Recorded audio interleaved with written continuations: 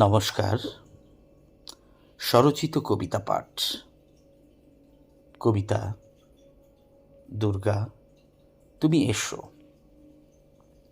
দুর্গা তোমাকে দরকার, কারণ শহরের আলো যত উজ্জ্বলই হোক, অন্ধকার ততই ঘন হয়ে আছে।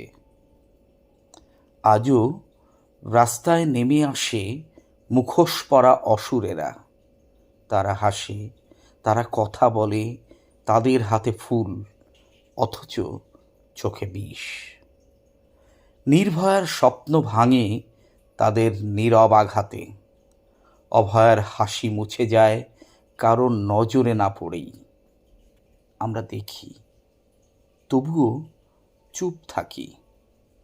তুমি কি আমাদের নীরবতা ভেঙে দিতে পারো?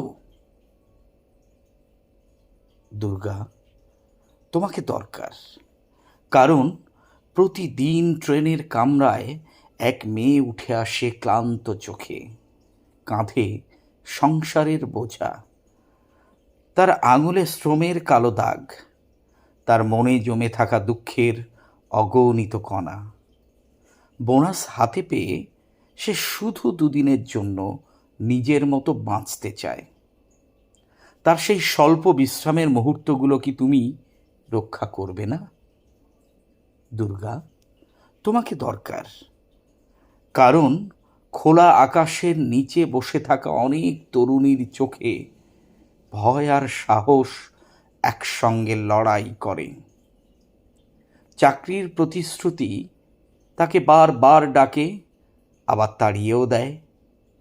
অসুরেরা এখন আর শুধু মুখোশ পরে আসে না, তারা আসে নিয়মের ভাষায়। বাঁচার লড়াইকে পণ্যের মতো বিক্রি করতে চায়। তুমি কি তাদের এক মুহূর্তের আশ্রয় দেবে না? দুর্গা তোমাকে দরকার, কারণ তুমি মা।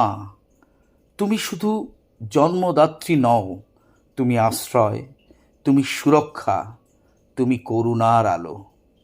মানুষরূপী অসুরেরা মৃত্যুর ছায়া ছড়ায় প্রতিটি পদক্ষেপে।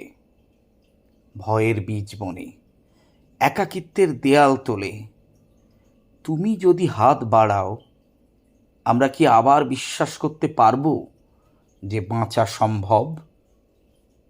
দুর্গা তোমাকে দরকার, এই ক্লান্ত পৃথিবীতে, এই প্রতারণায় ভরা শহরে, এই নগ্ন সময়ে, যেখানে ন্যায় এতটুকু আলো হয়ে জ্বলে ওঠে, আর আমাদের হৃদয় তাকে ঘিরে বাঁচতে শেখে।